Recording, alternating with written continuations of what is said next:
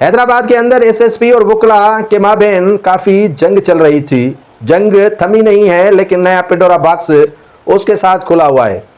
S S P فاروق لنجار جو جبری چھٹی پر بھیجا گیا ہے وہ عنقریب آ جائیں گے اور آفس سنبھالیں گے. اس کے بعد کیا ہوگا؟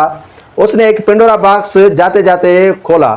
اس پنڈورا باکس میں ایس ایس پی جو فاروق لنجار ہیں وہ کہتے ہیں کہ مختلف جو یہاں حیدرآباد میں وکلا رہنما ہیں انہوں نے اپنی بیگمات کے لیے مجھ سے سیکورٹی مانگی.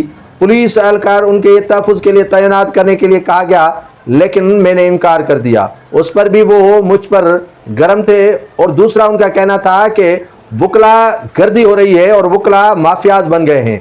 ایس ایس پی کا کہنا ہے کہ پولیس اہلکاروں سے ہاتھا پائی ہونا ایاز میلے میں یہ معمولی بات نہیں ہے. پولیس اہلکاروں نے جب ایک وکیل کی جانب سے وہاں فائرنگ کی گئی اور خواتین کے ساتھ بدتمیزی کی گئی، الر بازی ہوئی، اسی کو روکا تو وکلا مجھ پر چڑھ دوڑے اور مجھے تنقید کا نشانہ بناتے رہے اور میرے خلاف عدالت میں پٹیشن دائر کی. تو بھلا پولیس کیسے کھل کر کام کر سکتی ہے؟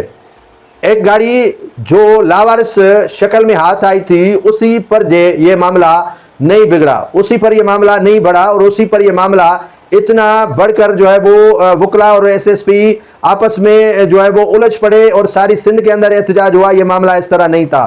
ایس ایس پی نے یہ پنڈورا باکس کھولا ہی اسی لیے تھا کہ تاکہ عوام کو معلوم ہو کہ وکلا سے میری کیوں نہیں بن پا رہی، کیونکہ ان کی ڈیمانڈ بڑی تھی.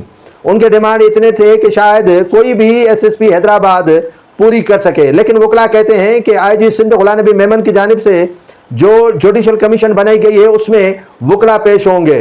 جوڈیشل کمیشن بننے کے بعد کافی جو اختیارات ہیں وہ سندھ بار کونسل کو ہیں اور ہمارے ہاں ایک الگ سا سسٹم ہے کہ اگر کوئی وکیل گلٹی فیل ہوتا ہے تو ان کا لائسنس بھی منسوخ کیا جا سکتا ہے اور کافی وکلا کے لائسنس بھی منسوخ ہو چکے ہیں. اور دودھ کا دودھ ہوگا اور پانی کا پانی ہوگا. جو الزامات ایس ایس پی ہم پر لگا رہے ہیں ان کا حقیقت سے کوئی تعلق نہیں ہے.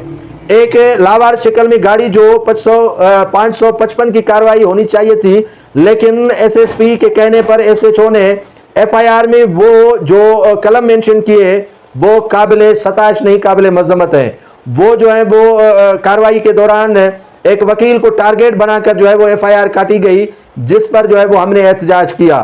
اگر لاوارث حالت میں گاڑی آپ کو ملتی ہے تو 555 کی کاروائی ہو سکتی ہے لیکن اس پر جو ہے وہ کافی ایسے گھناؤنے جو قلم ہے ایف آئی آر کے وہ لگا کر اس کو ٹارگیٹ کرنا یہ وکلا سے بڑی زیادتی ہے.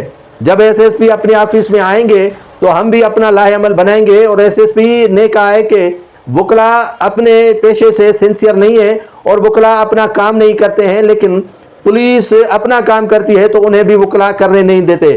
تو وکیل رہنماؤں کا کہنا ہے کہ آپ کو کس نے روکا ہے کہ آپ کام نہیں کریں؟ اگر کوئی وکیل آپ کے کاموں میں مداخلت کرتا ہے تو یقیناً ہم بھی ان کی نفی کریں گے. ایس ایس پی کا کہنا تھا کہ ایک آئیو کو وکلا نے عدالت میں معافی دلوانے کے لیے اتنا مجبور کیا لیکن وکلا رہنما کہتے ہیں کہ ہم اسی آئیو کے پاس چل کر گئے تھے اور ان سے جو ہے وہ ہم نے خود معافی مانگی تھی جس نے ایاز میلوں میں فائرنگ کے حوالے سے ان پر جو مقدمہ درج کیا گیا تھا.